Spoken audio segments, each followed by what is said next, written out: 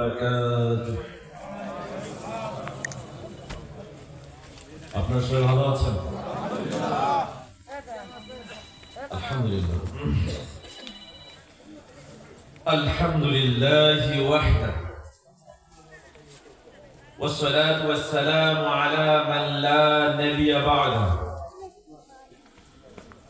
وعلى آله وصحبه ومن تبعهم بإحسان إلى يوم الدين وبعد أعوذ بالله من الشيطان الرجيم قل إن كنتم تحبون الله فاتبعوني إلى آخره. وقال الله تعالى في آيات أخرى وما من دابة في الأرض إلا على الله رزقها. وقال الله تعالى في آيات أخرى إن الدين عند الله الإسلام. وقال النبي صلى الله عليه وسلم في حديثه بسنده صحيح عن عائذ بن عامر رضي الله تعالى عنه قال قال رسول الله صلى الله عليه وسلم الإسلام يعلو ولا يؤلى رواه كثير من كتب الأحاديث ورؤي في صحيح جامع الصغير. وقال النبي صلى الله عليه وسلم في حديثه بسنده صحيح عن أبي درداء رضي الله تعالى عنه قال قال رسول الله صلى الله عليه وسلم إن الرزق لا يطلب العبد كما يطلبه أجاله رواه كثير من كتب الأحاديث وروي في مشكاة المصابيح في كتاب الرقاق. আলহামদুলিল্লাহ, সমস্ত প্রশংসা মহান আল্লাহ সুবহানাহু ওয়া তাআলার জন্য, যে মহান আল্লাহ সুবহানাহু ওয়া তাআলা আজকের এই শীতের রাতে প্রতিকূল পরিবেশে নির্দিষ্ট একটি স্থানে একত্রিত হয়ে কোরআন এবং সেই হাদিস থেকে আলোচনা করা এবং শোনার তৌফিক দান করেছেন। সে আল্লাহর দরবারে সাজদাতুল শুকর জানাই, সকলে বলি আলহামদুলিল্লাহ। দরুদ পাঠ করছি নিরহংকার নবীর উপরে, যে নবী মুহাম্মদুর রাসূলুল্লাহ সাল্লাল্লাহু আলাইহি ওয়াসাল্লাম কাল কিয়ামতের দিন সমস্ত বনি আদমের সরদার হবেন এই কথা তিনি পৃথিবীতে জানতেন, এই জন্য তার মনের ভিতরে কোনো অহংকার ছিল না। যে নবী মুহাম্মদুর রাসূলুল্লাহ সাল্লাল্লাহু আলাইহি ওয়াসাল্লাম কাল কিয়ামতের দিন ডান হাতে প্রশংসার পতাকা ধারণ করবেন এবং সেই পতাকার ছায়াতলে সমস্ত নবী রাসূলগণ অবস্থান করবেন, এই কথা তিনি পৃথিবীতে জানতেন, এই জন্য তার মনের ভিতরে কোনো অহংকার ছিল না। যে নবী মুহাম্মদুর রাসূলুল্লাহ সাল্লাল্লাহু আলাইহি ওয়াসাল্লাম কাল কিয়ামত শুরু পাককালে যার কবরে সাতকে সর্বোত্তম করে দেওয়া হবে এবং যিনি সর্বোত্তম জান্নাতে দুয়ার করে জান্নাতে প্রবেশ করবেন, তিনি হচ্ছেন আমাদের নবী, আরব্য নবীকুল শিরোমণি, সমস্ত উত্তম চরিত্রের পূর্ণতা যার চরিত্রই ছিল কোরআন, মুহাম্মদুর রাসূলুল্লাহ সাল্লাল্লাহু আলাইহি ওয়াসাল্লাম। তার উপর শতকোটি দরুদ ও সালাম বর্ষিত হোক। সকলে আমার সাথে পড়ুন আল্লাহুম্মা সাল্লি ওয়া সাল্লিম আলা নবিয়িনা মুহাম্মদ। সম্মানিত উপস্থিতি, আসার সময় দেখলাম সামনে একটা বাজার, প্রচুর লোক সমাগম হয়েছে, রাস্তাঘাটে অনেক নারী পুরুষ হাঁটছে। আচ্ছা, যারা বাজার বেচছে কিনছে এবং রাস্তায় যারা হাঁটাহাঁটি করছে, এরা জানে না কল্যাণ কোন জায়গায়? জানে কি জানে না? কল্যাণ কোন জায়গায় এরা জানে, তারপরেও বাজার নিয়ে বসেছে। কেউ কেউ বেচছে, কেউ কিনছে, কেউ হাঁটছে, কেউ ঘুরছে। এরা কারা? 1450 বছর আগে আপনার নবী মুহাম্মদুর রাসূলুল্লাহ সাল্লাল্লাহু আলাইহি ওয়াসাল্লাম এদের পরিচয় দিয়েছেন। কোথায় পাবেন? আবু দাউদ এবং মিশকাতুন নাসাবি কিতাবুল ইলম বিদ্যা সংক্রান্ত একটি অধ্যায় আল-ফাসলুস সানি দ্বিতীয় পরিচ্ছেদের 242 নম্বর হাদিস। আবু হুরায়রা রাদিয়াল্লাহু তাআলা আনহু থেকে বর্ণিত, তিনি বলেন রাসূল সাল্লাল্লাহু আলাইহি ওয়াসাল্লাম বলেছেন, মান আশারা আলা আখিহি বিআমরিন ইয়ালামু আন্না রুশতা ফি গায়রিহি ফাকাদ খানা। যে ব্যক্তি জানে কল্যাণ এক জায়গায় আছে কিন্তু সেই জায়গায় মানুষকে যেতে না দিয়ে অন্য জায়গায় যেখানে কল্যাণ নাই সেই জায়গায় আটকে রাখে, ধরে রাখে। রাসূল সাল্লাল্লাহু আলাইহি ওয়াসাল্লাম বলছেন সে যেন ওই এলাকার সমস্ত মানুষের সাথে চিটারি করেছে, প্রতারণা করেছে। তাহলে রাসূলের এই হাদিস অনুযায়ী যারা বাজার বেচছে, যারা কিনছে, আর যে সমস্ত নারী পুরুষ রাস্তায় হাঁটাহাঁটি করছে, এরা আন্তর্জাতিক মানের চিটার। আল্লাহ আমাদের এই চিটারদের থেকে মুক্ত থাকার তৌফিক দান করুন, সকলে বলি আমিন। এই এলাকায় অনেক মানুষ আছে, অনেকেই আমাদের আওয়াজ বাড়ি থেকে শুনতে পাচ্ছেন, কিন্তু এই জায়গায় আসার দরকার ছিল কিনা? আবার অনেকেই আছে যারা আমাদের আওয়াজ শুনতেও পায় না, আছে না এরকম? এদের রিজেকে আজকের এলেম নাই। কথা কি বুঝতে পারছেন? এদের রিজেকে আজকের এলেম নাই। কারণ কদিমান ক্বালাল মুহাদ্দিসুনা, আমাদের মুহাদ্দিসগণ বলছেন আল ইলমু রিজকুন, এলেম জ্ঞান হচ্ছে আল্লাহর দেওয়া রিজেক। ওয়াস সামাউ রিজকুন, এই যে জ্ঞানের কথা বলছি আপনারা শুনতেছেন, এই শোনাটাও হচ্ছে আল্লাহর দেওয়া রিজেক। আন ইয়াসমা তিলমিযু শাইখা রিজকুম মিনাল্লাহ, এমনকি একজন ছাত্র শিক্ষকের কাছ থেকে শুনে শুনে যে জ্ঞান অর্জন করে, এটাও আল্লাহর দেওয়া রিজেকের অন্তর্ভুক্ত একটা রিজেক। সুবহানাল্লাহ বলবেন না? তাহলে এই এলাকায় যাদের রিজেকে এলেম আছে, সেই কেবল আজকের এই জ্ঞানের কথাগুলো শুনতে পারবে, আর যাদের রিজেকে এলেম নাই তারা আজকের জ্ঞানের কথা শুনতে পারবে না। এজন্য আপনারা ভাগ্যবান, আপনাদের আজকের এই বসা সার্থক হয়েছে। এবার বলেন, যারা এখানে বসে আছেন, আপনারা বসতে পেরে খুশি না বেজার? খুব খুশি না অল্প খুশি? আমার মনে হয় যারা চেয়ারে বসছেন তারা যদি সামনে বসতো আরো ভালো হতো। আজকে চেয়ারে আমরা না বসি, যেহেতু সামনে জায়গা আছে, আপনারা আসেন, খুব ভালো হবে। বক্তা এবং শ্রোতার মাঝখানে কোনো ব্যবধান থাকতে হয় না। আমরা সামনে বসি, ঘরোয়া পরিবেশে আমরা আজকে আলোচনা করবো, এবং মাঝখানে যে ফাঁকা জায়গা আছে, পিছনের ভাইয়েরা আপনারা উঠে সামনের ফাঁকা জায়গাগুলো পূরণ করে নেন, পিছনের জায়গা ছেড়ে দেন। যারা পরে আসবে পিছনে অবস্থান করবে, আমাদের সামনে যেন বসতে না পারে।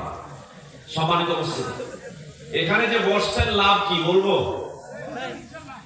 প্রথমত আপনারা যে জায়গায় বলেছেন এটা জান্নাতের বাগান। কিসের বাগান? দলিল লাগবে না? তিরমিজি এবং মিশকাত দুটি হাদিসের কিতাবে হাদিসটা আসছে। মিশকাতুল মাসাবিহ কিতাবুত দাওয়াত 10 সংখ্যার একটা অধ্যায় পাবেন। বাবু জিকরুল্লাহ আজ্জা ওয়া জাল্লা ওয়া তাকাররুব ইলাইহি, আল্লাহ সুবহানাহু ওয়া তাআলা জিকির এবং নৈকট্য লাভের 25 সংখ্যার একটা অনুচ্ছেদ পাবেন। আল ফাসলুস সানি, দ্বিতীয় পরিচ্ছেদ, হাদিস নাম্বার 2271। হাদিস বর্ণনা করেছেন আনাস বিন মালিক রাদিয়াল্লাহু তাআলা আনহু, তিনি বলেন ক্বালা রাসূলুল্লাহ সাল্লাল্লাহু আলাইহি ওয়াসাল্লাম, রাসূল সাল্লাল্লাহু আলাইহি ওয়াসাল্লাম বলেন ইযা মারারতুম বিরিয়াজিল জান্নাহ ফারতাউ, আল্লাহর নবী সাল্লাল্লাহু আলাইহি ওয়াসাল্লাম বলেছেন যখন তোমরা জান্নাতের বাগানের পাশ দিয়ে যাও, জান্নাতের বাগানের গাছের ফলগুলো পেট ভরে খাও। রাসূলকে জিজ্ঞাসা করা হলো, মা রিয়াজুল জান্নাহ ইয়া রাসূলুল্লাহ, আল্লাহর নবী জান্নাতের বাগান কোনটা? রাসূল সাল্লাল্লাহু আলাইহি ওয়াসাল্লাম বললেন, হিলাকুল যিকর, জিকরের বৈঠক যেটা জান্নাতের বাগান সেটা। তাহলে আপনারা এখন কোথায় বসেছেন? জান্নাতের বাগানে বসলে লাভ না লস? গলার আওয়াজ ছোট হয় না বড় হয়? কোন বিড়ি খেয়ে প্যারালাইট হওয়া লোক এই জান্নাতের বাগানে বসতে পারে? তাহলে গলার আওয়াজ জোরে। কথা কি বুঝতে পারছো? এখন আসেন, আমরা যে বসতে পেরেছি কি রকম লাভ এটা জানার দরকার আছে না নেই? বুখারী, মুসলিম এবং মিশকাত তিনটি হাদিসের কিতাবে হাদিসটা আসছে। মিশকাতুল মাসাবিহ মূল কিতাব রশিদিয়া 197 নম্বর পৃষ্ঠা 15 নম্বর লাইন 9টি শব্দ বাদে কিতাবুত দাওয়াত দোয়া সমূহ সংক্রান্ত একটা অধ্যায় পাবেন। বাবু জিকরুল্লাহ আজ্জা ওয়া জাল্লা ওয়া তাকাররুব ইলাইহি, আল্লাহ সুবহানাহু ওয়া তাআলা জিকির এবং নৈকট্য লাভের 25 সংক্রান্ত একটা অনুচ্ছেদ পাবেন। আল ফাসলুল আউয়াল, প্রথম পরিচ্ছেদ, হাদিস নাম্বার 2267। হাদিস বর্ণনা করেছেন আবু হুরায়রা রাদিয়াল্লাহু তাআলা আনহু, তিনি বলেন ক্বালা রাসূলুল্লাহ সাল্লাল্লাহু আলাইহি ওয়াসাল্লাম, রাসূল সাল্লাল্লাহু আলাইহি ওয়াসাল্লাম বলেন ইন্না লিল্লাহি মালাইকাতান সাইয়ারাতান ফুদরান, আল্লাহ সুবহানাহু ওয়া তাআলার একদল অতিরিক্ত পর্যটক বাহিনী ফেরেশতা রয়েছে। রাসূল বলছেন আল্লাহ সুবহানাহু ওয়া তাআলার একদল অতিরিক্ত পর্যটক বাহিনী ফেরেশতা রয়েছে। এদের কাজ কি? ইয়াবতাগুনা মাজালিসাজ যিকর, তারা পৃথিবীতে এরকম কোথায় জিকিরের বৈঠক বসেছে সেই জিকিরের বৈঠকগুলো খুঁজে খুঁজে বেড়ায়। কি প্যারালাইজ হয়েছে? তাহলে আপনাদেরকে কে খুঁজতেছেন? ফেরেশতা। শুধু তাই নয়, রাসূল সাল্লাল্লাহু আলাইহি ওয়াসাল্লাম বলেন ফাইজা ওয়াজাদু মাজলিসান ফিহি যিকরুন, যখন ফেরেশতারা খুঁজতে খুঁজতে এরকম কোন জিকিরের বৈঠক পায় যেখানে আল্লাহর জিকির চলে, ফাআদু মাহুম, তখন বৈঠকে বসা লোকদের সাথে ফেরেশতারাও বসে পড়েন। তাহলে আপনাদের সাথে কে বসেছেন? ফেরেশতারা। ওই যে বাজারে বিড়ি টানতেছে, ওর সাথে ফেরেশতা আছে? এখন নাই। যে ফেরেশতা আসছে সব এখানে বসেছে। সম্মানিত উপস্থিতি, রাসূল সাল্লাল্লাহু আলাইহি ওয়াসাল্লাম বলেন ফাইদা তাফারাকু ওয়া রাদু ওয়াসাইদু ইলা সামা, একটা সময় বৈঠক শেষ হয়ে যাবে, মাহফিল শেষ হয়ে যাবে, জিকিরের বৈঠক শেষ হয়ে যাবে, যে যার মতো উঠে বাড়িতে চলে যাবে। তখন ফেরেশতারাও আর এখানে থাকবে না, তারাও তাদের দপ্তর গুটিয়ে উপরের দিকে উঠতে থাকবে। বলেন তো, যখন ফেরেশতারা এখান থেকে উঠে চলে যাবেন, এটা আল্লাহ জানেন কি জানেন না? জানেন। রাসূল বলছেন ফায়াসালুহুল্লাহু ওয়া হুয়া আ'লামু মিন আইনা জিতু, আল্লাহ সবথেকে বেশি জানেন ফেরেশতারা কোথা থেকে আসলো। তারপরে ফেরেশতাদেরকে জিজ্ঞাসা করবে মিন আইনা জিতু, তোমরা কোথা থেকে আসলে? তখন ফেরেশতারা জবাব দিবে জিকিনা মিন ইনদি ইবাদিকা ফিল আরদ, বলো আমরা দুনিয়াতে মাটিতে বসা আপনার এমন কতগুলো বান্দার কাছ থেকে আসলাম।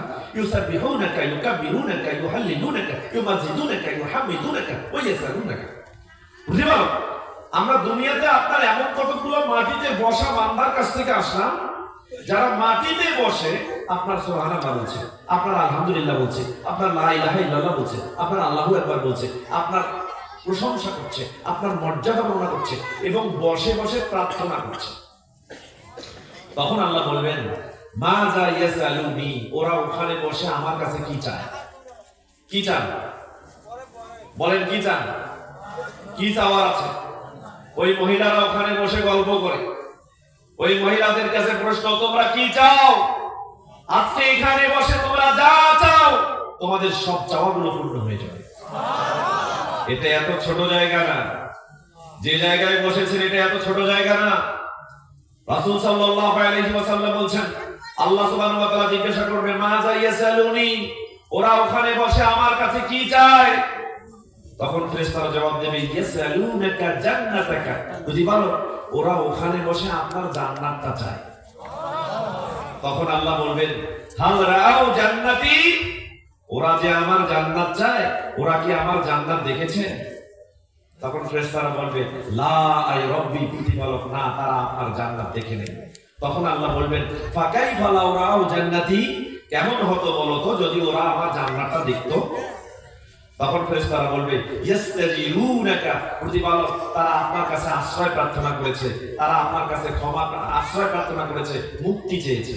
তখন আল্লাহ বলবেন মিম্মান ইস্তাজিরুনি, কোন জিনিস থেকে তারা আশ্রয় চায়, কোন জিনিস থেকে তারা মুক্তি চায়? তখন ফেরেশতারা বলবে মিন নারিকা, আপনার জাহান্নাম থেকে মুক্তি চায়। তখন আল্লাহ বলবেন হাল রাও নারি, ওরা যে আমার জাহান্নাম থেকে মুক্তি চায় ওরা কি আমার জাহান্নাম দেখেছে? তখন ফেরেশতারা বলবে লা আই রব্বি, প্রতিপালক না, তারা আপনার জাহান্নাম দেখেনি। তখন আল্লাহ বলবেন ফাকাইফা লাউ রাও নারি, কেমন হতো বলো তো যদি ওরা আমার জাহান্নামটা দেখতো? তখন ফেরেশতারা বলবে ইস্তাগফিরুনাকা, প্রতিপালক তারা আপনার জাহান্নাম দেখতে চায় না, আপনার কাছে ক্ষমা প্রার্থনা করেছে। তখন আল্লাহ কি বলবেন দেখেন, তখন আল্লাহ বলবেন এই কথা তোমরা এই কথা বলছো, কত গফারতু লাহুম ওয়া আতাইতুহুম মা সালু, তোমরা এই কথা বলছো, তোমরা আমার কাছে আসার আগেই মাহফিলের প্যান্ডেলের ভিতরে বসা লোকগুলোকে আমি আল্লাহ ক্ষমা করে দিয়েছি। ওয়া আতাইতুহুম মা সালু, ওরা ওখানে বসে যা যা চেয়েছে আমি আল্লাহ তাদের সব চাওয়াগুলোকে পূর্ণ করে দিলাম।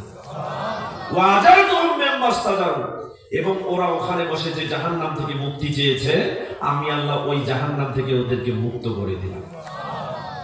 তখন ফেরেশতাদের মধ্য থেকে একজন বলবে রব্বি ফীহিম ফুলানুন আবদুল খুত্তাম, বুঝতে পারো ওখানে কিছু লোক আছে পক্ষপাত দুষ্ট পাপী দোষী, সেই মাহফিলে বসতে আসেনি, সেই প্রোগ্রামে বসতে আসেনি, সে মাজলিসে বসতে আসেনি, সে গল্প করতে এসেছে মহিলাদের মতো, সে ঘুরতে এসেছে, সে রাস্তায় ঘুরছে, সে বাজার বসাতে এসেছে, সে বাজার কিনতে এসেছে, সে বাজার বেচতে এসেছে।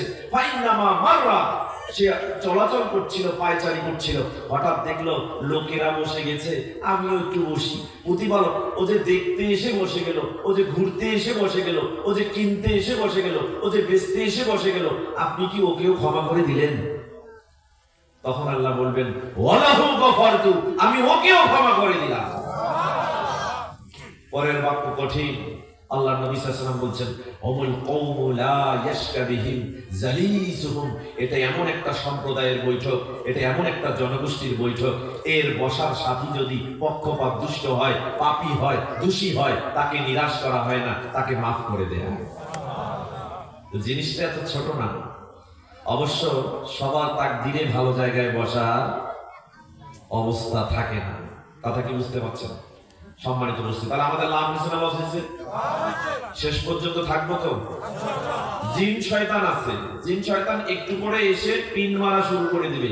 কোন কোন লোক দেখবেন একা একা উঠে চলে যায়, বুঝবেন ওকে জিন শয়তানে ধরেছে। আবার কোন কোন মানুষ দেখবেন আরেকজন মানুষকে টেনে হিঁচড়ে নিয়ে যাচ্ছে, তাহলে বুঝবেন মানুষ শয়তানে ওকে ধরেছে। কারণ শয়তান জিনেও আছে, মানুষেও আছে। মিনাল জিন্নাতি ওয়ান নাস, শয়তান জিনেও আছে, মানুষেও আছে। এখন যারা মাঝখান থেকে জিকরের বৈঠক, সর্বশেষ বৈঠকি দোয়া না করে উঠে চলে যাবে, তারা কারা? জানা দরকার আছে না? আচ্ছা, 1450 বছর আগে আপনার নবী, আমার নবী মুহাম্মদুর রাসূলুল্লাহ সাল্লাল্লাহু আলাইহি ওয়াসাল্লাম তাদের পরিচয় দিয়েছেন। কোথায় পাবেন?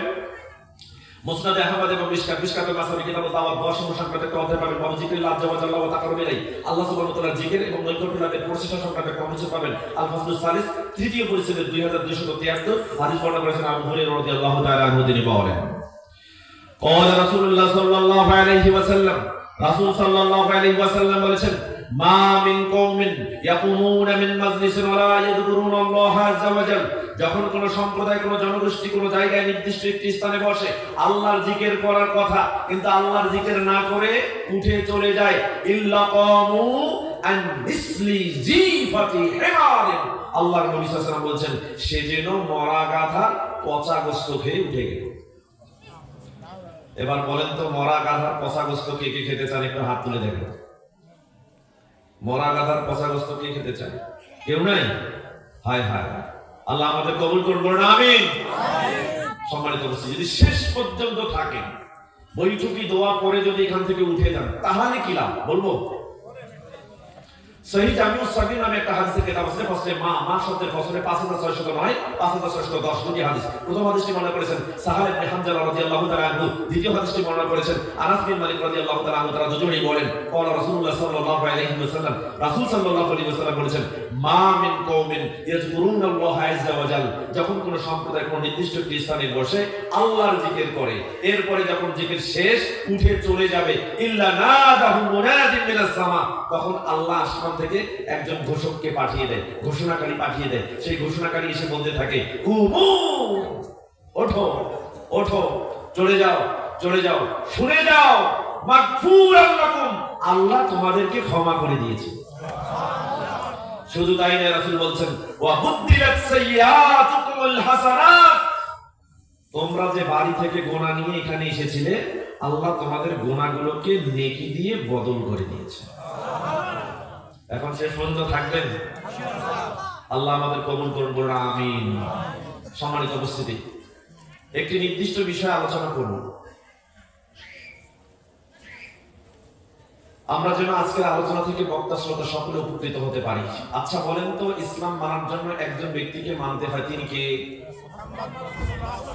মুহাম্মাদুর রাসূলুল্লাহ সাল্লাল্লাহু আলাইহি ওয়াসাল্লাম। তিনি ব্যতীত আর কারো কথা ইসলাম মানা যাবে না। তবে কোন ব্যক্তির কথা আমরা শুনতে পারি, যদি সেই ব্যক্তি নবী মুহাম্মদ সাল্লাল্লাহু আলাইহি ওয়াসাল্লাম এর কথা অনুযায়ী চলে, আমল করে এবং বলে। কথা কি বুঝতে পারছেন? ইমাম আবু হানিফা রাহিমাহুল্লাহ, তিনি জন্মগ্রহণ করেছেন 80 হিজরিতে, মৃত্যুবরণ করেছেন 150 হিজরিতে। তিনি যে কথা বলেছেন সেটা আজ থেকে 1250-1300 বছর আগেকার কথা। তিনি একটা কথা বলেছেন, যে কথাটা এসছে মিজানুল কুবরা মূল কিতাব প্রথম খণ্ড 9 নম্বর পৃষ্ঠা। তিনি বলেছেন ইয়াকুমুল কওলা ফি দীনিল্লাহি বির-রাই, শোনো, দিন ধর্ম ইসলামে নিজের কোন কথা বলে এটাকে ধর্ম বলে চালিয়ে দিও না। নিজের কোন কথা দিন ধর্ম ইসলামে এটা বলে চালিয়ে দিও না। তাহলে তোমাদেরকে কি করতে হবে? আলাইকুম বিইত্তিবাইস সুন্নাহ, তোমাদেরকে সুন্নাহর ইত্তেবা করতে হবে। সুন্নাহর ইত্তেবা মানে রাসূল যা বলেছেন, রাসূল যা করেছেন, সাহাবায়ে কেরাম যা করেছেন, রাসূল সম্মতি দিয়েছেন, এটার নাম হলো সুন্নাহ।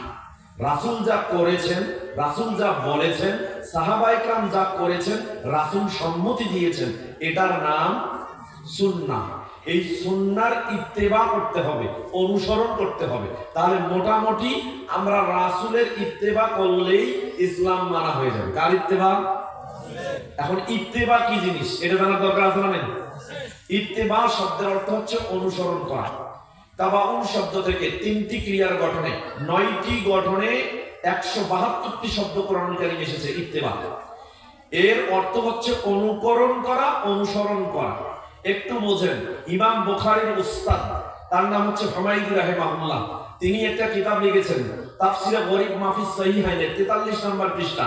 এখানে উল্লেখ করেছেন ইত্তেবা কাকে বলেন। তিনি বলছেন আল ইত্তিবাউ লিল ফিল ওয়াল ইক্তিদাউ বিল ফাইল। কর্তার অনুকরণ করে, কর্তার নকল করে তার কাজের অনুসরণ করার নাম ইত্তেবা। কেমন? আমি একজন ব্যক্তি, আমি কর্তা, আমি ডান পা যেখানে ফেলেছি, আপনি আমাকে নকল করে, অনুকরণ করে, ঠিক আমি যেখানে ডান পা ফেলেছি আপনি সেখানে ডান পা ফেলেছেন। অনুরূপভাবে আমি যেখানে বাম পা ফেলেছি আপনি আমাকে নকল করে, অনুকরণ করে ঠিক ওই জায়গায় বাম পা ফেলেছেন। এর নাম হলো ইত্তেবা। এর নাম কি? ইত্তেবা। তাহলে রাসূল সাল্লাল্লাহু আলাইহি ওয়াসাল্লাম যখন যেভাবে, যে স্থানে, যতটুকু, যেই পরিমাণ কাজ করেছেন, ঠিক তখন সেইখানে সেই পরিমাণ কাজ করার নাম ইত্তেবা। একটু উদাহরণ দিলে বুঝবেন। সাহাবায়ে কেরাম রাসূলের ইত্তেবা করতেন। কেমনি ইত্তেবা করতেন? ঠিক ওইভাবে আমাদেরকেও ইত্তেবা করতে হবে। আমি কিছু পয়েন্টের উপরে আলোচনা করে মূল আলোচনায় ফিরে যাওয়ার চেষ্টা করব ইনশাআল্লাহ। কিভাবে সাহাবায়ে কেরাম রাসূলের ইত্তেবা করতেন একটু দৃষ্টান্ত উদাহরণ দিলে আপনারা বুঝতে পারবেন। দেখেন, মাজমাউজ জাওয়াইদ নামে একটা হাদিসের কিতাব আছে, মূল কিতাব, প্রথম খণ্ড, কিতাবুল ইলম, বিদ্যা সংক্রান্ত একটা অধ্যায় রয়েছে। বাবু ইত্তিবাইহি ফি কুল্লি শাইইন, সকল বিষয়ে তার ইত্তেবা করা সংক্রান্ত একটা অনুচ্ছেদ রয়েছে। 813 নম্বর হাদিস। হাদিসটি বর্ণনা করেছেন আব্দুল্লাহ ইবনে ওমর রাদিয়াল্লাহু তাআলা আনহু থেকে বর্ণিত। তিনি বলেন, আব্দুল্লাহ ইবনে ওমর রাদিয়াল্লাহু তাআলা আনহু আন্নাহু কানা ইয়াতি শাজরাতান বাইনা মক্কা ওয়াল মদিনা। একদিন মক্কা মদিনার মাঝখানে একটা গাছ ছিল। এই কথা বলতেছে বাচ্চা, এই ভলান্টিয়ারের দায়িত্বে কে আছে? কোনো কথা হবে না, বাচ্চাকে বের করে দাও। দেখেন, আব্দুল্লাহ ইবনে ওমর রাদিয়াল্লাহু তাআলা আনহু একদিন মক্কা এবং মদিনার মাঝখানে একটা গাছ আছে, সেই গাছটার নিকটে আসলেন। ফায়াকিলু তাহতাহা, ওই গাছের নিচে বসে বিশ্রাম গ্রহণ করলেন। লোকের আশ্চর্য হয়ে গেল, পৃথিবীতে অনেক গাছ আছে, আব্দুল্লাহ ইবনে ওমর মক্কা মদিনার মাঝখানে এই গাছের নিকটে এসে বিশ্রাম করলেন কেন? লোকেরা আশ্চর্য হলেন কিন্তু কোনো প্রশ্ন করলেন না। একটু পরে বিশ্রামটা শেষ হয়ে গেল। আব্দুল্লাহ ইবনে ওমর রাদিয়াল্লাহু তাআলা আনহু লোকদেরকে যে বলতেছেন, ফায়ুখবিরু, তিনি জানিয়ে দিচ্ছেন, তোমরা জানো আমি কেন এই গাছের নিচে বিশ্রাম নিলাম? আন্না নবী সাল্লাল্লাহু আলাইহি ওয়াসাল্লাম কানা ইয়াফআলু যালিকা, আমি দেখেছি আমার নবী মুহাম্মদুর রাসূলুল্লাহ সাল্লাল্লাহু আলাইহি ওয়াসাল্লাম এই গাছের নিচে বসে বিশ্রাম নিয়েছে, এজন্য আমি ওই গাছের নিচে বসে বিশ্রাম নিলাম। এটার নাম ইত্তেবা। আরেকটা হাদিস দেখেন, 2 নম্বর হাদিস, সহিহ বুখারী, কিতাবুল আত'ইমা, খাবার খাওয়া সংক্রান্ত একটা অধ্যায় রয়েছে। বাবুল মারাকি, তরকারির ঝোল সংক্রান্ত একটা অনুচ্ছেদ রয়েছে। হাদিস নাম্বার 5436। হাদিসটি বর্ণনা করেছেন আনাস বিন মালিক রাদিয়াল্লাহু তাআলা আনহু থেকে বর্ণিত। তিনি বলেন, তিনি বলছেন, আন্না খায়য়াতান দা'আন নবী সাল্লাল্লাহু আলাইহি ওয়াসাল্লাম লিতুআমিন সানাহু। একদিন একজন দর্জি লোক, আপনাদের এখানে কি বলে? খলিফা, খলিফা না দর্জি? দুইটাই বলে, আমরা তো একই। দর্জি লোক আল্লাহর নবীকে দাওয়াত দিলেন, খাবার খাওয়াবেন, খাবার তৈরি করেছেন, তাকে দাওয়াত দিয়ে খাওয়াবেন। এজন্য আল্লাহর নবী দর্জি দাওয়াত দিলে দাওয়াতটা কবুল করলেন। আনাস বিন মালিক বলছেন, ফাজাহাবতু মা'আন নবী সাল্লাল্লাহু আলাইহি ওয়াসাল্লাম, আমি নবী করিম সাল্লাল্লাহু আলাইহি ওয়াসাল্লামের সাথে ওই দাওয়াতের বাড়িতে গেলাম। যখন দাওয়াতের বাড়িতে গেলাম, ফাকররাবা খুবজা শাইরিন, তিনি জবের রুটি দিলেন। ওয়া মারাকান ফিহি দুব্বাউন ওয়া কদিম, এরপর কিছু ঝোল দিলেন রুটি দিয়ে খাওয়ার জন্য, যে ঝোলের মধ্যে কদু বা লাউ ছিল আর শুকনা গোশতের টুকরা ছিল। আমি দেখলাম, ফারাইতু নবী সাল্লাল্লাহু আলাইহি ওয়াসাল্লাম ইয়াতাতাব্বাউ দুব্বাআ মিন হাওয়ালাইল কাসআহ, আমি দেখলাম আমার নবী মুহাম্মদুর রাসূলুল্লাহ সাল্লাল্লাহু আলাইহি ওয়াসাল্লাম ওই ঝোল থেকে কদুর টুকরাগুলো বাচ্ছেন আর খাচ্ছেন, বাচ্ছেন আর খাচ্ছেন, বাচ্ছেন আর খাচ্ছেন।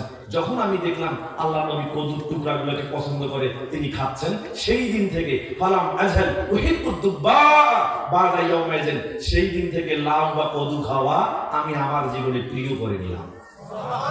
তাহলে আল্লাহ নবী লাউ খেয়েছেন, বিধায় সাহাবা খেয়েছেন, এটার নাম ইত্তেবা। আরেকটা হাদিস দেখেন, সহিহ বুখারী কিতাবুল লিবাস, পোশাক পরিচ্ছদ সংক্রান্ত একটা অধ্যায় রয়েছে। বাবু খাতামিল ফিদ্দা, রৌপ্যের আংটি সংক্রান্ত একটা অনুচ্ছেদ রয়েছে, হাদিস নাম্বার 5866। হাদিসটি বর্ণনা করেছেন আব্দুল্লাহ ইবনে ওমর রাদিয়াল্লাহু তাআলা আনহু থেকে বর্ণিত। তিনি বলেন, আন্না নবী সাল্লাল্লাহু আলাইহি ওয়াসাল্লাম ইত্তাখাযা খাতামান মিনাল যাহাবি বিল ফিদ্দা, একদিন আল্লাহর নবী সাল্লাল্লাহু আলাইহি ওয়াসাল্লাম একটা আংটি নিলেন, স্বর্ণের আংটি। নাক্কাশা ফিহি মুহাম্মাদুর রাসূলুল্লাহ, আংটিতে নকশা করে লেখা ছিল মুহাম্মাদুর রাসূলুল্লাহ। লোকেরা যখন দেখলেন আল্লাহর নবী স্বর্ণের আংটি পরেছেন, সেখানে মুহাম্মাদুর রাসূলুল্লাহ লেখা, ফাত্তাখাযান নাসু মিসলাহু, তখন লোকেরাও স্বর্ণের আংটি নিলেন, অনুরূপ ডিজাইনের আঙ্গুলে পরা শুরু করে দিলেন। ফালাম্মা রাআহু নবী সাল্লাল্লাহু আলাইহি ওয়াসাল্লাম ক্বাদ ইত্তাখাযুহা, যখন আল্লাহর নবী দেখলেন লোকেরা সবাই আংটি নিয়ে, অনুরূপ আংটি নিয়ে আঙ্গুলে পরা শুরু করে দিয়েছেন, তখন তিনি নিজের আংটি খুললেন, ফারামা বিহি, এবং ফেলাই দিলেন, এবং লোকদেরকে বললেন, লা আলবাসুহু আবাদা, তোমরা এই স্বর্ণের আংটি কখনো পরো না। তখন লোকেরাও আংটি খুলে ফেলাই দিল। এরপরে সুম্মা তাখাযান নবী সাল্লাল্লাহু আলাইহি ওয়াসাল্লাম খাতামান মিনাল ফিদ্দা, এরপর আল্লাহর নবী সাল্লাল্লাহু আলাইহি ওয়াসাল্লাম একটা রৌপ্যের আংটি নিলেন, যেখানে ওই একই ডিজাইন করা ছিল, তিনি ওই আংটি পরিধান করলেন। যখন লোকেরা দেখলেন আল্লাহর নবী রূপার আংটি পরেছে, ফাত্তাখাযান নাসু খাওয়াতিমাল ফিদ্দা, তখন লোকেরাও সকলে রৌপ্যের আংটি নিয়ে আঙ্গুলে পরা শুরু করলেন। হাদিস বলছে আল্লাহর নবী স্বর্ণ করেছেন, সাহাবায়ে কেরাম স্বর্ণ করেছে, আল্লাহর নবী স্বর্ণ ছেড়ে দিয়েছে, সাহাবায়ে কেরাম স্বর্ণ ছেড়ে দিয়েছে, আল্লাহর নবী রূপা পরেছেন, সাহাবায়ে কেরাম রূপা পরেছেন, এটার নাম ইত্তেবা। সম্মানিত উপস্থিতি, একটু ভালো করে বোঝার চেষ্টা করেন। সহিহ ইবনে খুজাইমা নামে একটা হাদিসের কিতাব আছে, জামাউ আবওয়াবিস সালাতি আলাল বাসত, প্রশস্ত জায়গার মধ্যে সালাত আদায় করা সংক্রান্ত অধ্যায় সমূহের একটা শিরোনাম পাবেন। 411 নম্বর অনুচ্ছেদ, 1017 নম্বর হাদিস। আবু সাঈদ আল খুদরি রাদিয়াল্লাহু তাআলা আনহু থেকে বর্ণিত, তিনি বলেন, রাসূল সাল্লাল্লাহু আলাইহি ওয়াসাল্লাম একদিন সালাত আদায় করতেছিলেন। আন্নান নবী সাল্লাল্লাহু আলাইহি ওয়াসাল্লাম কানা ইউসাল্লি, একদিন আল্লাহর নবী সালাত আদায় করছেন, সাহাবায়ে কেরাম পিছনে সালাত আদায় করছেন। হঠাৎ করে দেখলেন আল্লাহর নবী সাল্লাল্লাহু আলাইহি ওয়াসাল্লাম ফাখালাআনা আলাইহি, তার পায়ের জুতা তিনি সালাতরত অবস্থায় খুলে ফেললেন। সালাতরত অবস্থায় আল্লাহর নবী জুতা খুলে ফেললেন। তো লোকেরা পিছনে সালাত আদায় করছিল, যখন তারা দেখলেন আল্লাহর নবী জুতা খুলেছেন, ফাখালাআন নাসু নিআলাহুম, লোকেরাও তাদের পায়ের জুতা খুলে ফেললেন। ফালাম্মা ইনসারাফান নবী সাল্লাল্লাহু আলাইহি ওয়াসাল্লাম মিনাস সালাহ, আল্লাহর নবী যখন সালাত থেকে অবসর নিলেন, তখন পিছনে ঘুরলেন, ঘুরে লোকদেরকে বলতেছেন, লিমা খালাআতুম নিআলাকুম, আচ্ছা আমি জুতা খুলেছি ঠিক আছে, জিবরিল আমাকে সংবাদ দিয়েছে আমার জুতার নিচে ময়লা ছিল, তাই আমি জুতা খুলে ফেলেছি, কিন্তু তোমরা তোমাদের জুতা খুলছো কেন? তখন লোকেরা এবার জবাব দিচ্ছে, ক্বালু, তারা বলছে, ইয়া রাসূলুল্লাহ, হে আল্লাহর নবী, রাআইনাকা খালাআতা ফাখালানা, কোন যুক্তির দরকার নাই, কোন দর্শনের দরকার নাই, কোন লজিক দরকার নাই, আমরা দেখেছি আপনি খুলেছেন তাই আমরাও খুলেছি। চিন্তা করেন, নবীকে দেখেছে জুতা খুলেছে, তাই সাহাবায়ে কেরাম জুতা খুলেছে, এর নাম ইত্তেবা। বুঝতেছেন ইত্তেবা কিভাবে করতে হয়? বুঝতেছেন? আছেন তো বাপ দাদা নিয়ে, আছেন তো বড় হুজুর নিয়ে, মক্কা মদিনা যায়ও আপনার আমল পরিবর্তন হয় না কেন? বড় হুজুর যাই বলে তার ইত্তেবা করছেন, নবীর ইত্তেবা তো করেন না। ইবাদত হবে? চ্যালেঞ্জ দিয়ে গেলাম, ভালো হয়ে যান। ইবাদত কবুল হবে একজন ব্যক্তিকে কেন্দ্র করেই, পদ্ধতি একজন আর হবে, তিনি হচ্ছেন মুহাম্মদুর রাসূলুল্লাহ সাল্লাল্লাহু আলাইহি ওয়াসাল্লাম। নিজের বাপ কি বলেছে এখানে তার স্থান নাই, তোমার বাবার বাপ কি বলেছে তার কোনো স্থান নাই, তোমার নবী যা বলেছে সেই অনুযায়ী আমল করতে হবে, এর থেকে সামান্য চুল পরিমাণ ব্যতিক্রম করা যাবে না। একটু ভালো করে বোঝার চেষ্টা করেন। সম্মানিত উপস্থিতি, আবু দাউদে একটা হাদিস আসছে, কিতাবুস সালাত, সালাত সংক্রান্ত একটা অধ্যায় রয়েছে, বাবুল ইমাম ইউকাল্লিমুর রাজুলা ফি খুতবাতিহি, একজন ব্যক্তি ইমাম খুতবাতে ব্যক্তির সাথে কথা বলতে পারে সংক্রান্ত একটা অনুচ্ছেদ রয়েছে, 1091 নম্বর হাদিস। জাবির রাদিয়াল্লাহু তাআলা আনহু থেকে বর্ণিত, তিনি বলেন, ফালাম্মা ইস্তাওয়া নবী সাল্লাল্লাহু আলাইহি ওয়াসাল্লাম ইয়াউমাল জুমআহ, জুমার দিন আল্লাহর নবী মিম্বারে উঠলেন খুতবা দেওয়ার জন্য। যখন তিনি মিম্বারে উঠেছেন, উঠেই তিনি বলেছেন, ক্বালা ইজলিসু, লোকেরা তোমরা বসো, লোকেরা তোমরা বসো। আল্লাহর নবী মিম্বারে দাঁড়িয়ে শুধু বলেছেন, ইজলিসু তোমরা বসো। ফাসামিয়া যালিকা আব্দুল্লাহ ইবনে মাসউদ রাদিয়াল্লাহু তাআলা আনহু। আব্দুল্লাহ ইবনে মাসউদ মসজিদে প্রবেশ করবেন, এখনো ভিতরে ঢোকেন নাই, দরজার কাছে গেছেন, ভিতরে ফাঁকা জায়গা আছে, তিনি সেখানে গিয়ে বসবেন, কিন্তু দরজার সামনে দাঁড়িয়ে যখন আল্লাহ নবী বলেছেন ইজলিসু তোমরা বসো, জালাসা আলা বাবিল মসজিদ, তিনি ওখানেই ঝুলেছেন, ওখানেই বসেছেন, আর ভিতরে যাবেন। চিন্তা করছেন? যখন নবী করিম সাল্লাল্লাহু আলাইহি ওয়াসাল্লাম দেখলেন ভিতরে জায়গা আছে কিন্তু আব্দুল্লাহ ইবনে মাসউদ বাইরে বসেছে, তখন আল্লাহ নবী বলছেন তাআল ইয়া আব্দুল্লাহ ইবনে মাসউদ, ও আব্দুল্লাহ ইবনে মাসউদ তুমি ভেতরে আসো। এরপর তিনি উঠলেন, ভিতরে বসলেন, এর নাম ইত্তেবা। একটু ভালো করে বোঝেন, একটা হাদিস সহিহ বুখারীতে আসছে, কিতাবুল হজ, হজ করা সংক্রান্ত একটা অধ্যায় আছে। আপনাদের এখানে হাজি নাই? ভালো করে বোঝেন, হজ করতে গিয়ে হাজরে আসওয়াদে কি করতে হয়? চুম্বন করতে হয়। দেখেন তা আল্লাহ নবী করেছেন।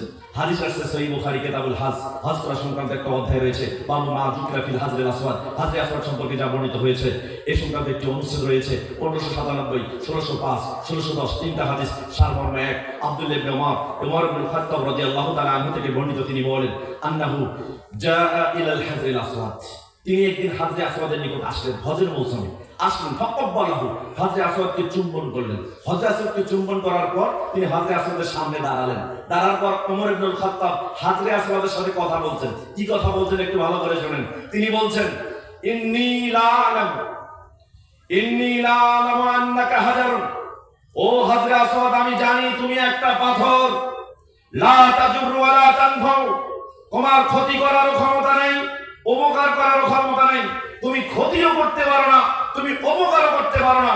তবে জেনে রাখো লাউলা আন্নী রাআইতুন নবী সাল্লাল্লাহু আলাইহি ওয়াসাল্লাম ইয়াকবিলুকা মা ক্বাবালতুকা, হাজরে আসওয়াদ শোনো, আমি যদি আমার নবী মুহাম্মদুর রাসূলুল্লাহ সাল্লাল্লাহু আলাইহি ওয়াসাল্লামকে তোমাকে চুম্বন করতে না দেখতাম তাহলে আমিও তোমাকে চুম্বন করতাম না।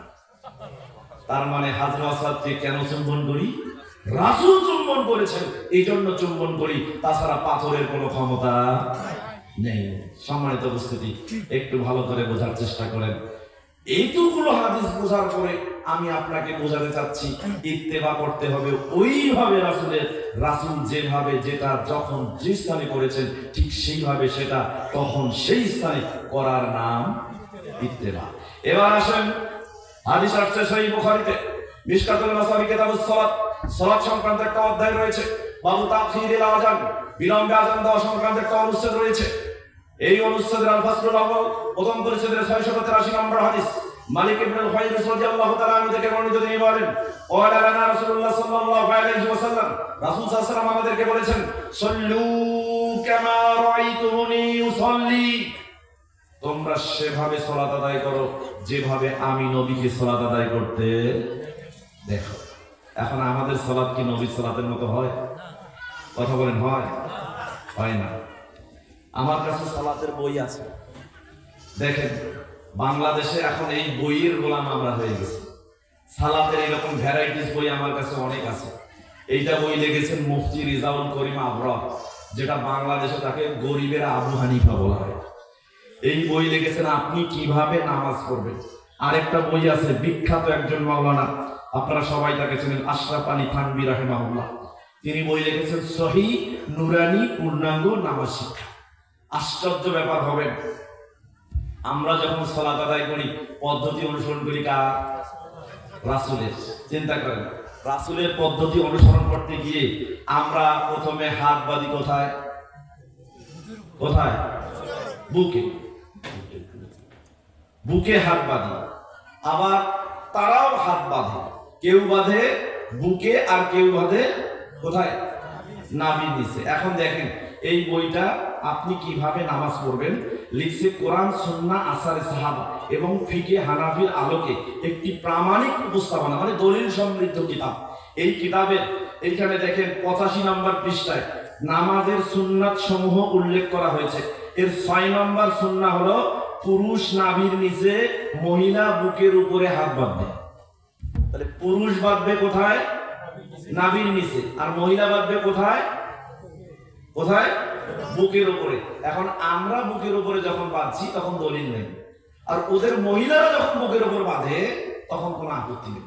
দলিলও খোঁজে না, বইয়ে লিখছে কিন্তু কোনো দলিল দেয় না।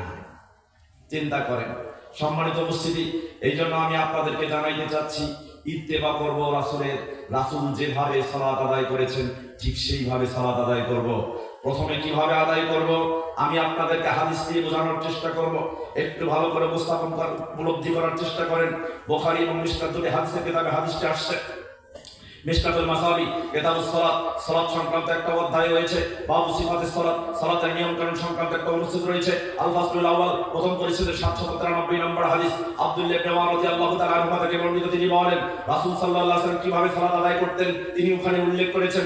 আন্নান নবী সাল্লাল্লাহু আলাইহি ওয়াসাল্লাম কানা ইয়াকাব্বিরু, কানা ইয়ারফাউ ইয়াদাইহি হাযওয়া মানকিবাইহি ইযা ইফতাতাহা আস-সালাতা ওয়া ইযা রাফা'a রা'সাহু মিনার রুকু ওয়া ইযা কাব্বারা লিরুকু ওয়া ইযা রাফা'a রা'সাহু মিনার রুকু রাফা'হুমা কাযালিক। এরপরে তিনি বলছেন ওয়া ক্বালা সামিআল্লাহু লিমান হামিদা ওয়া কানা লা ইয়াফআলু যালিকা ফির সুজুদি। অর্থাৎ আব্দুল্লাহ ইবনে আব্বাস রাদিয়াল্লাহু তাআলা বলছেন আল্লাহর নবী সাল্লাল্লাহু আলাইহি ওয়াসাল্লাম যখন সালাত আদায় করতেন, যখন সালাত আদায় শুরু করতেন তখন তিনি প্রথমে তার হাত দুখানা হাজওয়া মানকিবাইহি, কাঁধ বরাবর উঠাতেন। এরপরে আল্লাহর নবী সাল্লাল্লাহু আলাইহি ওয়াসাল্লাম যখন হাত বাঁধতেন এটা করতেন, প্রথমে তাকবীরে তাহরিমায় করতেন। এরপর যখন রুকু করার জন্য তাকবীর দিতেন তখনও তিনি হাত কাঁধ বরাবর উঠাতেন। যখন রুকু থেকে মাথা উঠাতেন তখন হাত কাঁধ বরাবর উঠাতেন। এরপর তিনি বলতেন সামিআল্লাহু লিমান হামিদা।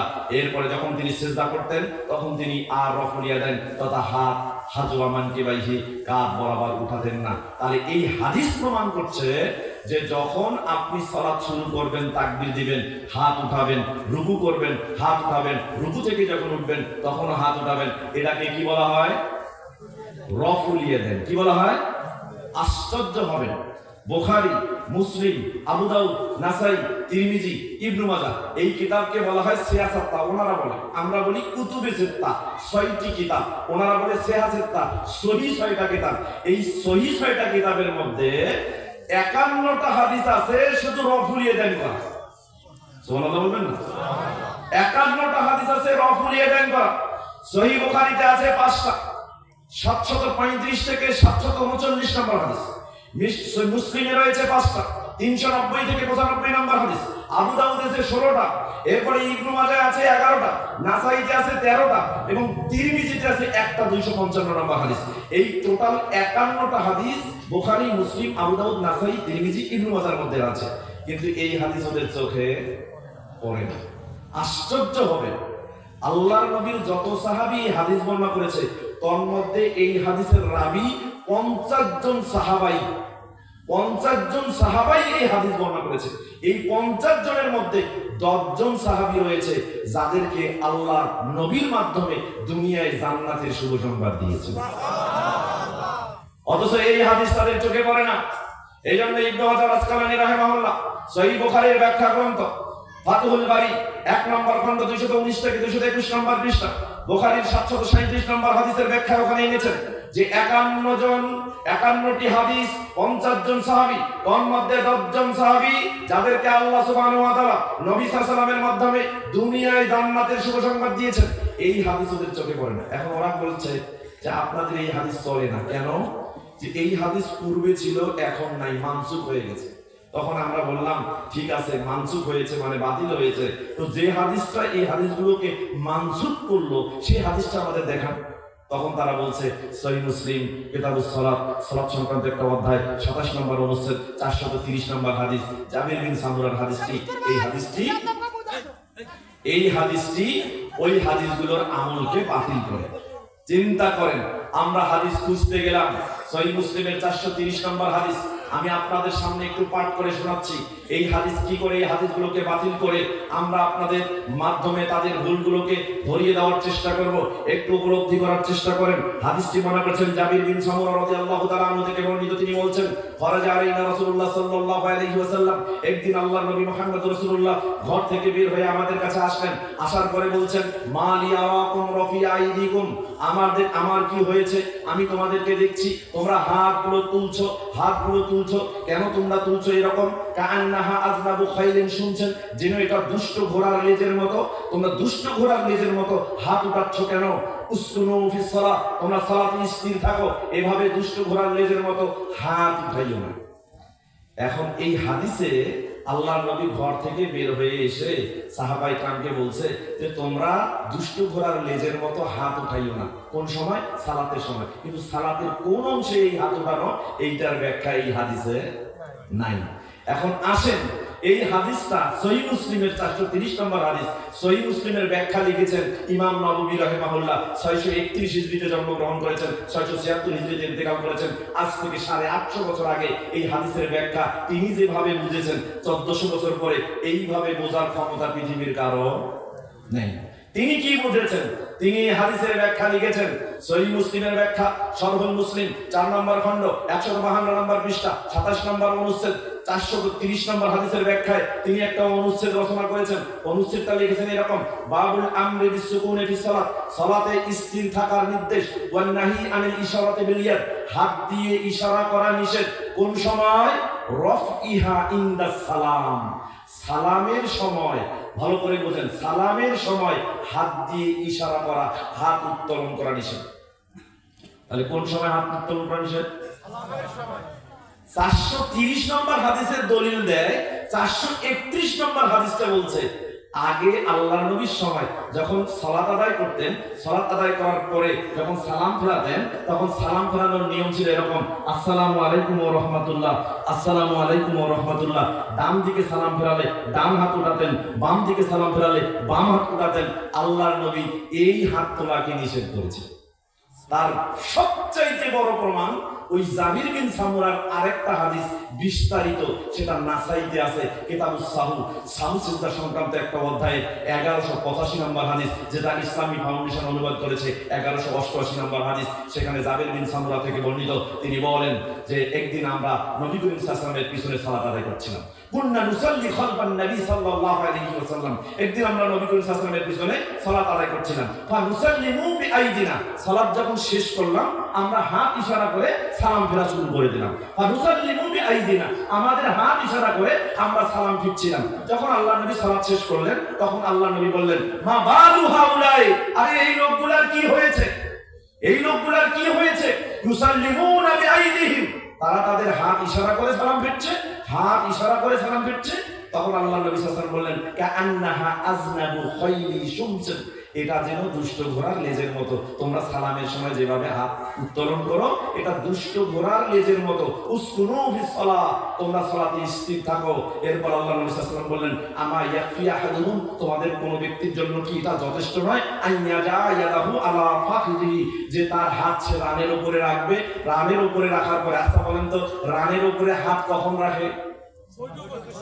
কথা ভালো করে বোঝেন।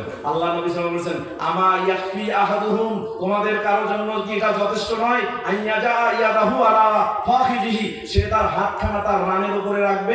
সুম্মা ইয়াকুলু, এরপরে বলবে আসসালামু আলাইকুম ওয়া রাহমাতুল্লাহ, আসসালামু আলাইকুম ওয়া রাহমাতুল্লাহ। এটা কি তোমাদের কোনো ব্যক্তির জন্য যথেষ্ট নয়? তাহলে এই হাদিস প্রমাণ করছে কোন সময় হাত উত্তোলন করা নিষেধ? সালাম ফেরার সময়। আর এনারা বলতেছে কোন সময়? রফুলিয়া দেন। চূড়ান্ত মিথ্যা কথা, চূড়ান্ত মিথ্যা কথা, চূড়ান্ত মিথ্যা কথা।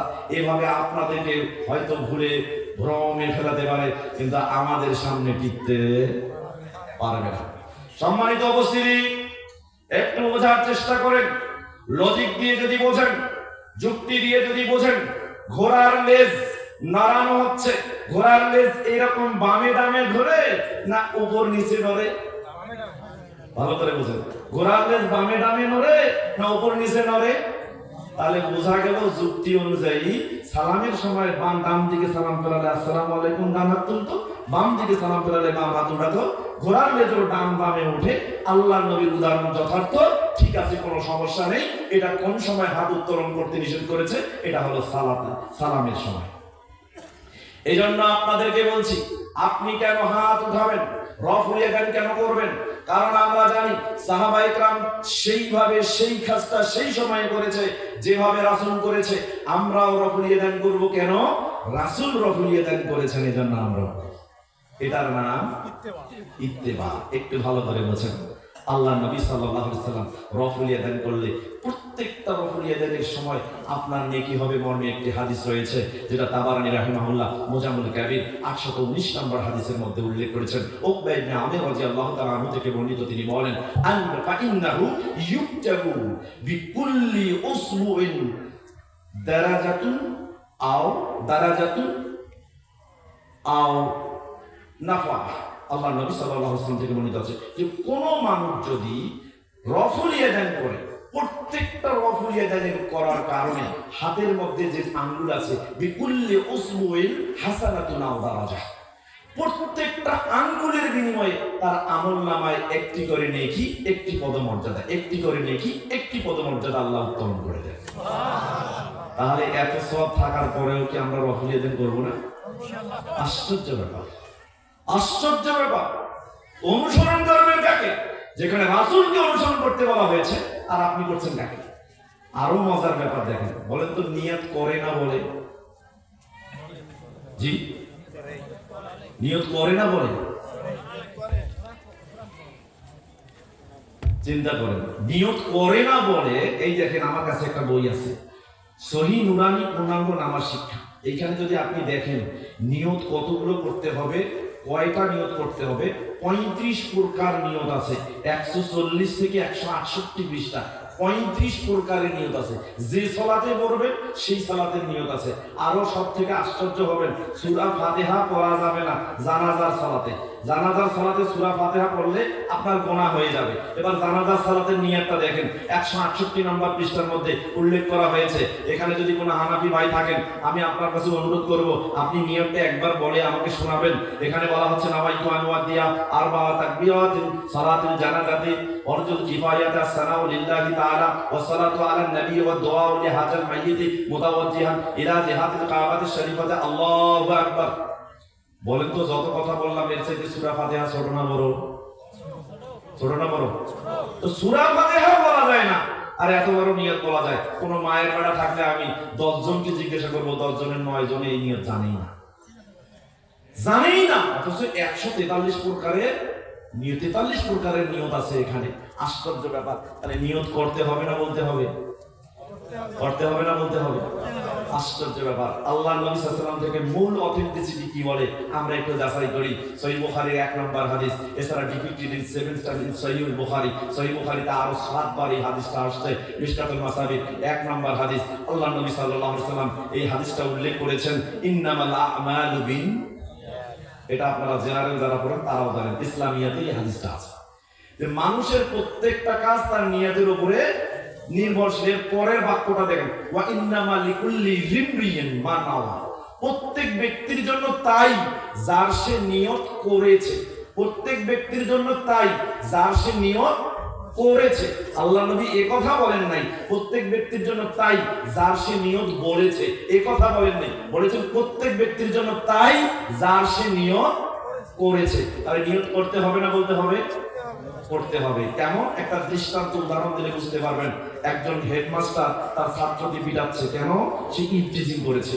তো ছাত্রকে যখন পিটায় আর বলে বল ইফটিজিং করবি, বল ইফটিজিং করবি, বল ইফটিজিং করবি, তো মারের খেলায় ছাত্র বলতেছে না ইফটিজিং করবো না, না ইফটিজিং করবো না, কিন্তু মনে মনে বলতেছে আগে স্যার তোর মেয়েকেই প্রথম ইফটিজিং করবো। বলেন তো এবার নিয়ত কোনটা? ওই মুখ দিয়ে যেটা বলছে ওইটা, না মনে মনে যেটা সংকল্প করছে সেটা? তাহলে বোঝা গেল নিয়ত করতে হয়, নিয়ত বলতে হয় না। কথা কি বুঝতে পারছেন? আশ্চর্য ব্যাপার। এবার আসেন হাত বাড়ার একটা হাদিস বলি। হাত কোথায় বাঁধবেন এই মর্মে হাদিস আছে, 6টা হাদিস আছে। যে 6টা হাদিসের মধ্যে 2টা হাদিস বলতেছে ফাওকাস সুররা, নাভির উপরে, আর বাকি 6টা হাদিস বলতেছে তাহতাস সুররা, নাভির নিচে হাত বাঁধতে হবে। আমরা হাদিস বলি এবং আমল করি কোনটা? হাত বাঁধতে হবে কোথায়? কোথায়? বুকের উপরে। এই হাদিস কোথায় পাবো? সহিহ ইবনে খুজাইমা নামে একটা হাদিসের কিতাব আছে, কিতাবুস সালাত। সালাত সংক্রান্ত একটা অধ্যায় রয়েছে, বাবুল ইয়ুমনা আলাল ইউসরা। এই সংক্রান্ত একটা অনুচ্ছেদ রয়েছে, ডান হাতকে বাম হাতের উপরে রাখা। এই অনুচ্ছেদের 479 নম্বর হাদিস, যে হাদিসটি সবচাইতে যতগুলো হাত বাঁধার আছে হাদিস আছে তার মধ্যে তুলনামূলক সহি, আমি বলছি না বুকের উপরে হাত বাঁধার হাদিস পরিপূর্ণ সহি, এটা আমি বলছি না। যতগুলো হাত বাঁধার হাদিস আছে নাভির নিচে, নাভির উপরে, বুকের উপরে, তার মধ্যে তুলনামূলক সহি হাদিস হলো সহি ইবনু খুজাইমার 479 নম্বর হাদিস, যেখানে আল্লাহ নবী সাল্লাল্লাহু আলাইহি ওয়াসাল্লাম কিভাবে হাত বাঁধতেন স্পষ্ট বলা হয়েছে। আন্না নবী সাল্লাল্লাহু আলাইহি ওয়াসাল্লাম ওয়াজাল ইউমনা আলাল ইউসরা আলা সাদরিহি, আল্লাহ নবী সাল্লাল্লাহু আলাইহি ওয়াসাল্লাম ডান হাতকে বাম হাতের উপরে বুকের উপরে স্থাপন করতেন। কোথায়? বুকের উপরে স্থাপন করতেন। এইটা হলো হাদিস। এরপরে আরো হাদিস আছে আবু দাউদে। আবু দাউদে পর 4টে হাদিস আছে, দেখেন কোথায় পাবেন। আবু দাউদ কিতাবুস সালাত, সালাত সংক্রান্ত একটা অধ্যায় রয়েছে, বাবু ওয়াজিল ইউমনা আলাল ইউসরা ফি সালাত, সালাতের মধ্যে ডান হাতকে বাম হাতের উপরে রাখা সংক্রান্ত একটা অনুচ্ছেদ পাবেন। হাদিস নাম্বার 756, 757, 758, 759। প্রথম 3টা হাদিস 56, 57, 58। এই 3টা হাদিসের মধ্যে রাবী হলেন দুইজন, একজন হলেন আবু হুরায়রা রাদিয়াল্লাহু তাআলা আনহু, আরেকজন হলো আনাস বিন মালিক রাদিয়াল্লাহু তাআলা আনহু এবং আলী রাদিয়াল্লাহু তাআলা আনহু। আলী রাদিয়াল্লাহু তাআলা আনহু দুটি হাদিস এবং আবু হুরায়রার একটা হাদিস। আলী রাদিয়াল্লাহু তাআলা আনহু দুটি হাদিসের একটাতে বলেন তাহতা সূরা, নাভির নিচে, আরেকটাতে বলেন ফাওকা সূরা, নাভির উপরে।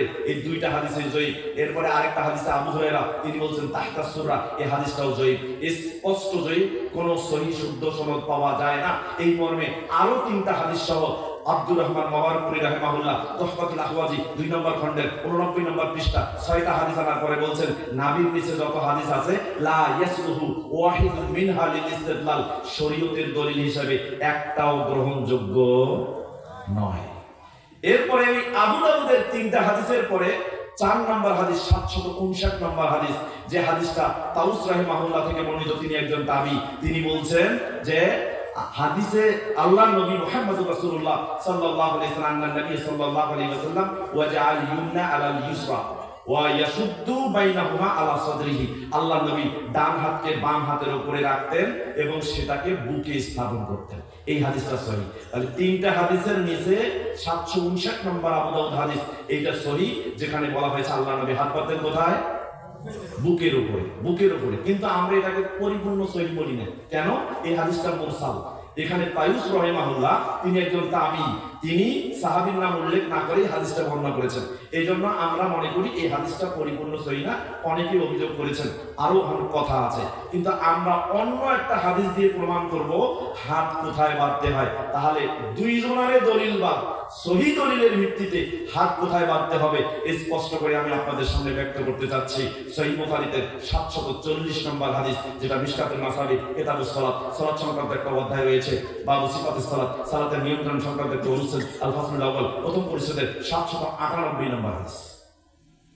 সাহাল ইবনে সাদ রাদিয়াল্লাহু তাআলা আনহু থেকে বর্ণিত, তিনি বলেন কানান নাসু ইউমারুনা আন ইয়াজাল ইউমনা আলা ইয়াদিহিল ইউসরা, লোকদেরকে আদেশ করা হতো সাহাবাদের যুগে, নবী সাল্লাল্লাহু আলাইহি ওয়াসাল্লামের যুগে, যেন ডান হাতকে বাম হাতের উপরে রাখি। আইয়াজা ইয়াদাল ইউমনা আলা জিরাইহিল ইউসরা, যেন আমরা ডান হাত রাখি বাম জেরার উপরে। ভালো করে বোঝেন, যেন আমরা ডান হাত রাখি আলা জিরাইহিল ইউসরা, বাম জেরার উপরে। জেরা কোনটা একটু ভালো করে বোঝেন। জেরা কোনটা? এই যে কনুই থেকে শুরু করে মধ্যমা আঙ্গুলির মাথা, এটাকে বলা হয় আমাদের দেশে কি বলে বলেন তো? হাত বলি। কি বলি? যদি বলি এক হাত, তাহলে কোনটা ধরবেন? কনুই থেকে মধ্যমা আঙ্গুলির মাথা। এইটা যে হাত, এটা আরেকটা দলিল দিন। এইটা যে হাত, এইটা যে গজ, এইটা যে জেরা, এইটার আরেকটা দলিল দিন। কোথায় পাবেন? সহিহ বুখারী 3326, সহিহ বুখারী 6227, মিশকাতুল মাসাবি কিতাবুল আদব, শিষ্টাচার সংক্রান্ত একটা অধ্যায় রয়েছে, বাবু সালাম, সালাম প্রদান করা সংক্রান্ত একটা অনুচ্ছেদ, আল ফাসলুল আউয়াল, প্রথম পরিচ্ছেদ, হাদিস নাম্বার 4628। আবু হুরায়রা থেকে বর্ণিত, তিনি বলেন রাসূল সাল্লাল্লাহু আলাইহি ওয়াসাল্লাম বলেন খলাকাল্লাহু আদম আলা সূরাতিহি, আল্লাহ আদম আলাইহিস সালামকে সৃষ্টি করলেন তার নিজস্ব আকৃতি দিয়ে। তুলহু 60 জিরান, আদমের লম্বা দৈর্ঘ্য ছিল 60 জিরা। কয় জিরা? মানে চিন্তা করছেন আদম কয় গজ, কয় হাত? তা হাতের আরবি কি? জেরা। আদম কয় জেরা? 60 জেরা। তাহলে বোঝা গেল আদম 60 জেরা মানে 60 হাত, 60 জেরা 60 হাত, তাহলে 1 জেরা 1 হাত, তাহলে বাম জেরা বাম হাত, পুরোটাই কোথা থেকে? মধ্যমা আঙ্গুলের মাথা থেকে কনুইয়ের গোড়া পর্যন্ত। এইটাই যে জেরা, এইটা আবিধান গ্রন্থে কি আছে? আল মুনজিদ 233 নম্বর পৃষ্ঠা, 1 নম্বর কলাম, 3 নম্বর শব্দ, জিরা মিন তরফাইল মিনফাক, মিরফাকের নিচ থেকে শুরু করে ইলা তরফাইল ওসবুল উস্তা, মধ্যমা আঙ্গুলের মাথা, অর্থাৎ কনুইয়ের নিচ থেকে মধ্যমা আঙ্গুলের মাথা, এটাকে বলা হয় জেরা, যেটা অভিধান গ্রন্থে রয়েছে আল মুনজিদ 233 নম্বর পৃষ্ঠা, 1 নম্বর কলাম, 3 নম্বর শব্দ, অর্থাৎ পূর্ণাঙ্গ হাতটাকেই বলা হয় জেরা। এবার আসেন, আল্লাহ নবী সাল্লাল্লাহু আলাইহি সাল্লামের যুগে সাহাবা ইকরামদেরকে আদেশ দেওয়া হয়েছে, কি আদেশ দেওয়া হয়েছে? আইয়াজা ইয়াদাল ইয়ুমনা আলা জিরাইহিল ইসরা, যেন ডান হাতকে বাম জেরার উপরে রাখে।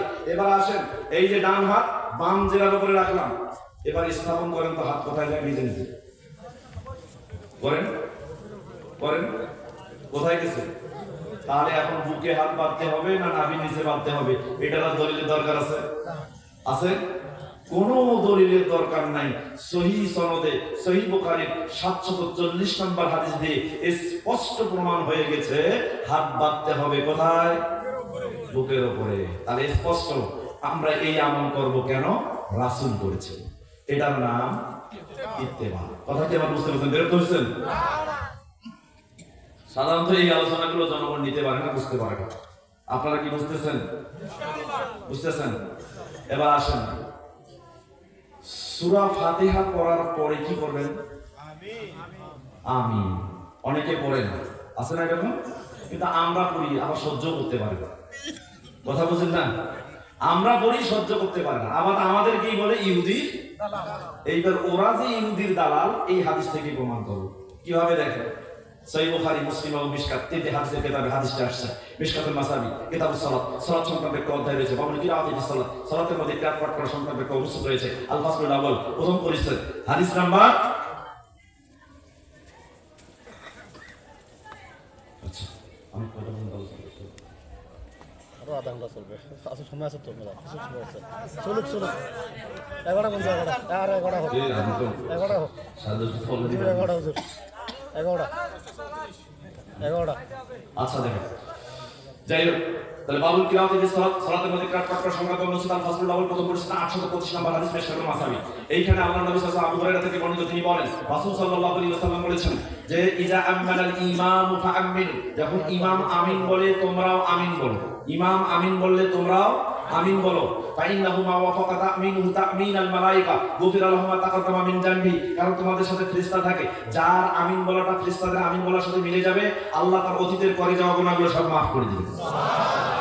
আরেকটা হাদিস, ওই হাদিসের শেষে সহিহ ওয়াফি রিওয়ায়াতুল মুসলিম, মুসলিমের বর্ণনা আসছে যে ইজা ক্বালাল ইমামু গায়রিল মাগদুবি আলাইহিম ওয়ালাদ-দাল্লিন ফাকুলু আমিন, ইমাম যখন বলে গায়রিল মাগদুবি আলাইহিম ওয়ালাদ-দাল্লিন, তখন তোমরাও বলো আমিন। ফাইন্নাহু মা কাউলুহু কাউলাল মালায়েকা গুফিরা লাহুম মা তাকাদ্দামা মিন জানবিহি, যার এই আমিন বলা, যার কথাটা ফেরেশতাদের কথার সাথে মিলে যাবে, আল্লাহ তার অতীতের গুনাহগুলো মাফ করে দিবেন। সুবহানাল্লাহ। এবার দেখেন, আল্লাহ নবী আমাদেরকে ইমাম আমিন বললে আমিন বলতে বলেছেন। এবার আল্লাহর নবী নিজে আমিন বলেছেন কিনা এইটা আমরা দেখি। কোথায় পাবেন? আবু দাউদ, মিশকাত, মিশকাতুল মাসাবি, কিতাবুস সালাত, সালাত সংক্রান্ত একটা অধ্যায় রয়েছে। বাবুল কিরাআতিস সালাত, সালাতের মধ্যে কিরাত পাঠ করা সংক্রান্ত একটা অনুচ্ছেদ রয়েছে। আল ফাসলুস সানি, দ্বিতীয় পরিচ্ছেদের 845 নম্বর হাদিস।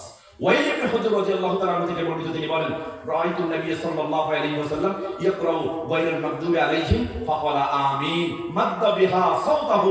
তিনি বলছেন, ওয়াইল ইবনে হুজর রাদিয়াল্লাহু তাআলা আনহু, যে আমি আল্লাহর নবী সাল্লাল্লাহু আলাইহি ওয়াসাল্লামকে দেখলাম তিনি সূরা ফাতিহা পাঠ করছেন, তখন তিনি বললেন গায়রিল মাগদুবি আলাইহিম ওয়ালাদ-দাল্লিন ফাকালা আমিন, তখন তিনি আমিন বললেন, মাদ্দা বিহা সাওতাহু, তার কণ্ঠটাকে উঁচু করে বললেন। তার মানে আমিন আস্তে বলেন নাই, কি বলেছেন? জোরে বলেছেন। আবু দাউদের 932 নম্বর হাদিস, ওখানে আসছে রফাআ বিহা সাওতাহু, তিনি তার কণ্ঠকে উঁচু করে বলেছেন আমিন। তাহলে বোঝা গেল আল্লাহর নবী নিজে আমিন বলেছেন, আমিন বলতে বলেছেন, তাই আমরা সূরা ফাতিহার শেষে আমিন বলি। এখন ওদের গা ভরে যায়, জলে পুরে সারকার হয়ে যায়। তাহলে ওরা কে? আসেন একটু রাসূলের হাদিস দিয়ে পরিচয় জানার চেষ্টা করি। ইবনে মাজাহ 856 নম্বর হাদিস, যেটা সহিহ তারগিব ওয়া তারহিব কিতাবুস সালাত, সালাত সংক্রান্ত একটা অধ্যায় রয়েছে। আত-তারগিব ফি তা'মিন খালফাল ইমাম, ইমামের পেছনে আমিন পাঠ করা সংক্রান্ত একটা অনুচ্ছেদ রয়েছে। 515 নম্বর হাদিস, আয়েশা রাদিয়াল্লাহু তাআলা আনহা থেকে বর্ণিত। তিনি বলেন রাসূল সাল্লাল্লাহু আলাইহি ওয়াসাল্লাম বলেছেন, মা হাসাদাতকুম আলা শাইইন, তারা তোমাদের সাথে মা হাসাদাতকুমুল ইয়াহুদু আলা শাইইন, ইহুদিরা তোমাদের সাথে কোনো বিষয়ে এতটা হিংসা করে না, এতটা হিংসা করে না। মা হাসাদাতকুম আলা সালাম ওয়া তা'মিন, যতটা হিংসা করে তোমরা সালাম দিলে, যতটা হিংসা করে তোমরা চিৎকার করলে, আমিন বললে, এর চাইতে অন্য কাজে এত হিংসা করে না। তো আমাদের আমিন শুনে ইহুদিরা গোসা হবে, আমাদের